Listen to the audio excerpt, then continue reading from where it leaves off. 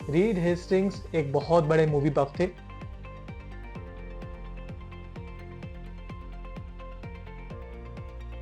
Read Hastings ने blockbuster के CEO को अपनी कंपनी बेचने का ऑफर किया था। Netflix clocks $6.5 million profit on a revenue of $272 million. बच्चों को टारगेट करने के लिए उन्होंने 2013 में कार्टून नेटवर्क चैनल के साथ डील साइन किया, जिसमें कार्टून नेटवर्क का कंटेंट नेटफ्लिक्स पे स्ट्रीम किया जा सकता था। Hello friends, my name is Ankit and welcome to my channel think business.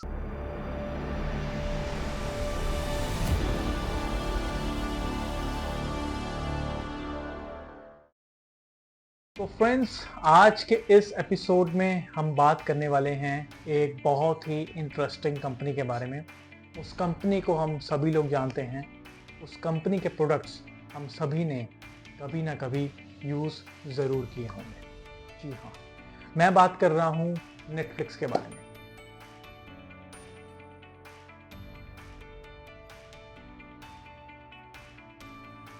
Netflix को आज हम as a global streaming giant के तौर पे जानते हैं, पर क्या हम जानते हैं कि इसकी शुरुआत कैसे हुई थी और शुरुआत में ये क्या सर्विसेज ऑफर करती थी?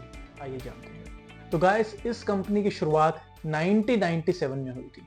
इसकी शुरुआत रीड हेस्टिंग्स नामक एक इंडिविजुअल ने की थी और इसकी शुरुआत एक स्ट्रीमिंग कंपनी के तरह नहीं हुई थी। It started as a DVD rental company। जी हाँ, उस ज़माने में इंटरनेट इतना पॉपुलर नहीं था और लोग जनरली DVDs परचेज करते थे मूवीज़ देखने के लिए। नेटफ्लिक्स ने DVD रेंटल इंट्रोड्यूस किया। ये आप DVD को परचेज किए बिना ही DVD रेंट पे लेके मूवी देख के DVD लौटा सकते हैं और उसके एवज में कुछ एक प्राइस कंपनी को पे कर सकते हैं। उस दौरान एक और कंपनी थी जो सिमिलर टाइप का मॉडल फॉलो करी थी, ब्लॉकबस्टर। और इस कंपनी की शुरुआत का आइडिया रीड हेस्टिंग्स को एक्चुअली ब्लॉकबस्टर से ही आया। रीड हेस्टिंग्स एक बहुत बड़े मूवी बफ थे, तो एक बार उन्होंने ब्लॉकबस्टर से अपोलो 13 नाम की DVD ली, पर वो लौटाने में लेट हो गए या भूल गए, तो उनको $40 का वहाँ पे लेट फीस पड़ गया। तो उनको एक आइडिया आया कि इस मार्केट का बहुत ज़्यादा डिमांड है और इसमें अपॉर्चुनिटी है कुछ करने की। And then basically he started Netflix as the very first online DVD rental service. उससे पहले ब्लॉकबस्टर ऑफलाइन मार्केट में, ब्रिक एंड मॉर्टर मार्केट में ऑपरेट करी थी। Netflix as the very first online company launch हुई फॉर DVD रेंटल। 2 साल तक ये कंपनी सिर्फ एक DVD रेंटल के तौर पे चली। 1999 में हेस्टिंग्स ने कंपनी में एक पिवट लिया। पिवट का मतलब होता है जब आप कंपनी में कोई एक मेजर बदलाव करते हैं या बिजनेस मॉडल को चेंज करते हैं, उसको पिवट बोला जाता है। तो रीड हेस्टिंग्स ने उस समय एक पिवट लिया।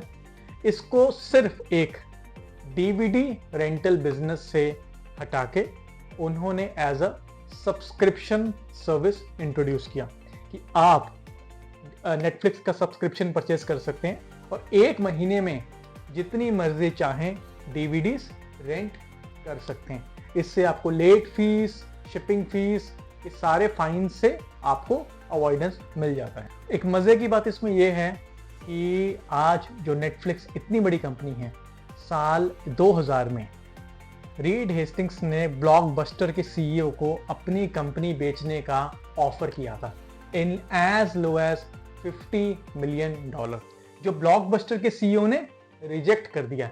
ये कह के कि तुम .com बबल को बहुत हाईली इवेल्युएट कर रहे हो। इससे गाइस हमें एक लर्निंग मिलती है कि कभी भी अपने कंपटीशन को कम मत समझिए। नेवर अंडर वैल्यू और अंडर एस्टिमेट योर कंपटीशन। यही गलती इंटरनेट वर्ल्ड में याहू ने भी की थी जब उन्होंने गूगल को बहुत ही कम पैसे में एक्वायर करने से मना कर दिया था। उसके बाद आता है साल 2002 जब नेटफ्लिक्स पब्लिक जाती है और साल 2003 में नेटफ्लिक्स अपना पहला प्रॉफिटेबल ईयर क्लॉक करती है। Netflix clocks $6.5 million profit on a revenue of $272 million.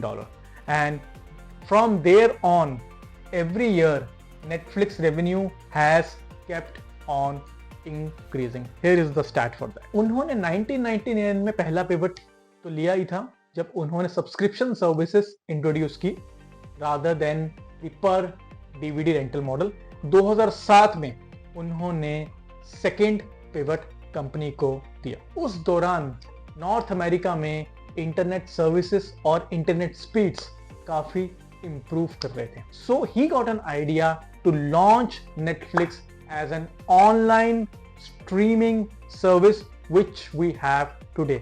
इसकी शुरुआत 2007 में हुई थी, पर उस समय एक प्रॉब्लम थी कि नेटफ्लिक्स के पास सिर्फ 1000 के करीब मूवीज थी ऑनलाइन स्ट्रीम करने के लिए और फिजिकल कॉपीज लगभग 35,000 से ज्यादा थी। उनका ज्यादा अट्रैक्शन तब भी और डीवीडी रेंटल से ही आ रहा था। अपने स्ट्रीमिंग मीडिया पे कंटेंट को बढ़ाने के लिए नेटफ्लिक्स ने एक लैंडमार्क डील 2010 में साइन की। उस डील की वैल्यू थी $1 बिलियन और उन्होंने ये डील साइन की स्टूडियोज लाइक पैरामाउंट, लायंसगेट और MGM के साथ, जिसमें उनका कंटेंट अब नेटफ्लिक्स पे स्ट्रीम किया जा सकता था। 2011 में उन्होंने टीवी मैन्युफैक्चरर के साथ कोलैबोरेट करके रिमोट पे नेटफ्लिक्स ब्रांडेड बटन इंट्रोड्यूस किया और लगभग उसी साल 30% से ज्यादा इंटरनेट ट्रैफिक नॉर्थ अमेरिका में नेटफ्लिक्स को डाइवर्ट हो रही थी, which was the maximum to any site in that year. बच्चों को टारगेट करने के लिए उन्होंने 2013 में कार्टून नेटवर्क चैनल के साथ डील साइन किया, जिसमें कार्टून नेटवर्क का कंटेंट नेटफ्लिक्स पे स्ट्रीम किया जा सकता था। और सेम ईयर उन्होंने नेटफ्लिक्स होम प्रोडक्शन में इन्वेस्ट करना शुरू कर दिया। उसी साल नेटफ्लिक्स की पहली series house of cards release की गई नेटफ्लिक्स पे। One of the most successful series orange is the new black, वो भी 2013 में ही नेटफ्लिक्स पे लॉन्च की गई। नेटफ्लिक्स हमेशा से एक कस्टमर सेंट्रिक कंपनी रही है। कस्टमर की जरूरत के हिसाब से उन्होंने प्रोडक्ट्स डेवलप किए हैं। एक एग्जांपल उन्होंने इसका अगस्त 2013 में दिया जब उन्होंने प्रोफाइल्स ऑप्शन को इंट्रोड्यूस किया, जिसमें आप एक ही लॉगिन पे 5 यूजर्स को क्रिएट कर सकते थे, 5 फ्रेंड्स या 5 अलग अलग फैमिली मेंबर्स के लिए, जो आज भी काफी प्रेवलेंट है। 2015 में इसका ग्लोबल एक्सपेंशन हुआ। Countries like Australia, Japan, New Zealand, Italy and Spain में नेटफ्लिक्स को लॉन्च किया गया और 2016 में नेटफ्लिक्स इंडिया में भी लॉन्च हुआ। 2016 एक लैंडमार्क ईयर रहा नेटफ्लिक्स के लिए, जब उन्होंने 126 मूवीज या वेब सीरीज अपने प्लेटफॉर्म पे रिलीज किए। ये उस समय की एक नेटवर्क के द्वारा रिलीज किए गए सबसे हाई नंबर ऑफ सीरीज या मूवीज थे। 2018 में नेटफ्लिक्स ने गेमिंग मार्केट में अपॉर्चुनिटी देखी और अपनी पहली गेम माइनक्राफ्ट स्टोरी मोड को इंट्रोड्यूस किया। और 2021 में जब एंड्रॉइड का ट्रैक्शन मार्केट में बढ़ रहा था, उन्होंने अपनी mobile gaming service for Android users भी लॉन्च की। आज की डेट में नेटफ्लिक्स दुनिया भर के हर रीजन में कंटेंट प्रोड्यूस करता है, चाहे वो जापान हो, साउथ कोरिया हो, पोर्टुगल हो, ऑस्ट्रेलिया हो या स्पेन हो। Series like Money Heist, Squid Game, Secret Games are a few of the examples of the regional content being pushed and published by Netflix to attract every segment of the audiences. Guys, आज की date में Netflix एक $34 billion yearly revenue करती है और इसकी market cap लगभग $400 billion से ज्यादा है। ये 190 कंपनीज में ऑपरेट करती है। अगर हम देखें इसके सक्सेस के कुछ reasons, the number one reason is evolution. ये कंपनी ने हमेशा टाइम टू टाइम पिवट किया है।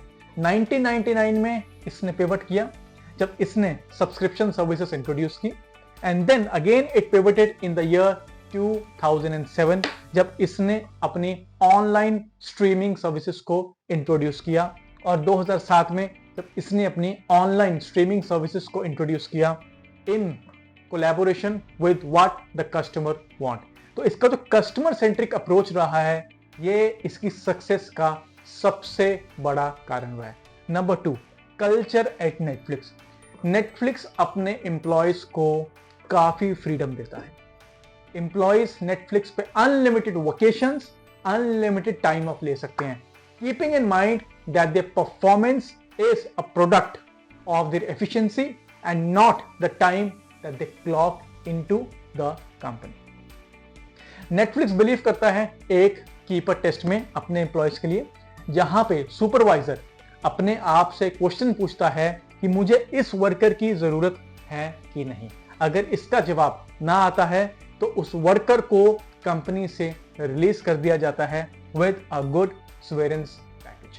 तो ये पॉलिसीज नेटफ्लिक्स के एम्प्लॉयज में एक सेल्फ मोटिवेशन पैदा करती है, जिससे एम्प्लॉयज ना किसी के कहने पर बट अपनी ग्रोथ के लिए और कंपनी में रिटेन रहने के लिए परफॉर्म करते हैं। And thirdly, Netflix regional content में आजकल काफी इन्वेस्ट कर रहा है, keeping in mind the viewers of different cultures, caste, religion and country, ताकि हर तरह का व्यूअर नेटफ्लिक्स टारगेट कर सके।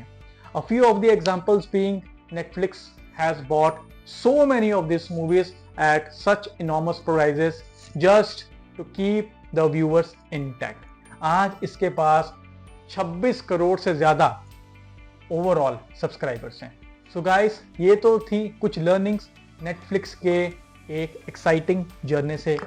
Do let me know how do you like this video and if you would like to analyze me any other company for you.